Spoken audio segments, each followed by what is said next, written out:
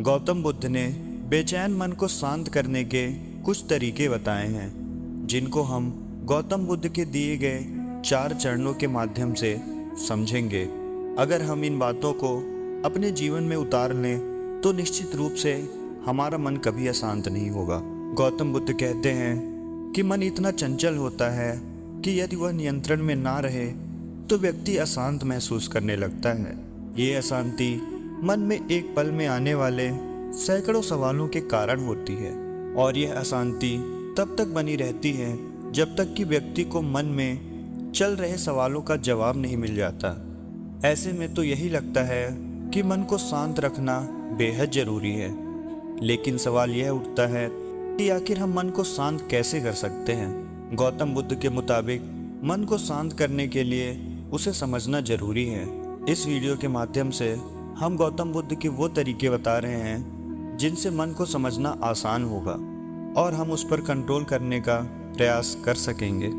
तो गौतम बुद्ध ने पहले चरण में कुछ इस प्रकार बताया है कि एक बार एक व्यक्ति गौतम बुद्ध के पास गया और पूछा कि मन को नियंत्रित करने का पहला चरण क्या है। बुद्ध कहते हैं अपने मन को समझने का पहला चरण है इसके द्वारा दिए गए लालच की व्यर्थता को देखना और समझना।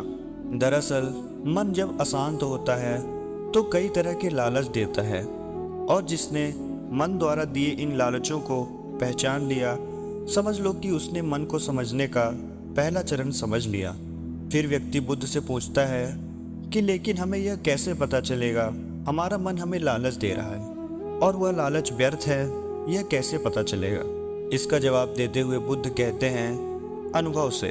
मनुष्य मन के लालच से जिस कार्य को अतिपूर्वक करता है उसमें उसे हानि ही होती है, और हानि के बाद ही उसे अनुभव होता है। जैसे जिसने वास्तव में यह देख लिया कि नशा करना केवल दुख है और नशा मुक्त होना शुरू कर देगा, वही जिसने जान लिया कि ईर्ष्या से खुद का नाश होता है वह ईर्ष्या से मुक्त हो जाएगा। मन को समझने का यही पहला चरण है। व्यक्ति बुद्ध से पूछता है यदि व्यक्ति पहले चरण से यह जान जाता है कि वह मन द्वारा दिए लालचों के कारण दुखी है तो फिर दूसरा चरण क्या है।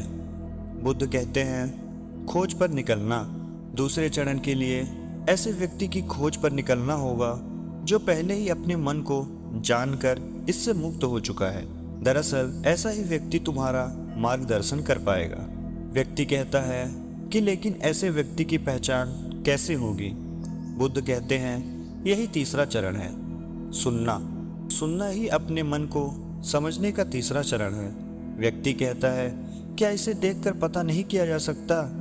बुद्ध कहते हैं देखने में कोई व्यक्ति बहुत शांत और अच्छा लग सकता है, लेकिन उसके मन के भीतर क्या है यह उसके शब्दों से ही पता चल सकता है। लेकिन किसी की बातों पर तब तक विश्वास नहीं करना चाहिए जब तक कि वह तुम्हारे विवेक की कसौटी पर खरा ना उतरे। गौतम बुद्ध कहते हैं कि कर्म ही मन को समझने का चौथा चरण है। खुद को जानने के लिए सही दिशा में कर्म करना जरूरी है, लेकिन कर्म करते हुए व्यक्ति हर बार 2 गलतियां करता है। पहली गलती यह कि शुरुआत ही नहीं करना, और दूसरी गलती यह कि पूरा रास्ता तय ना करना। इन दोनों ही गलतियों के पीछे हमारा मन होता है।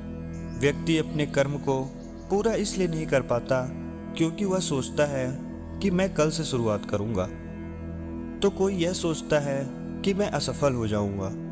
इन गलतियों का मुख्य कारण है जागरूकता की कमी। इसके बिना मन व्यक्ति को सही दिशा में चलने ही नहीं देता।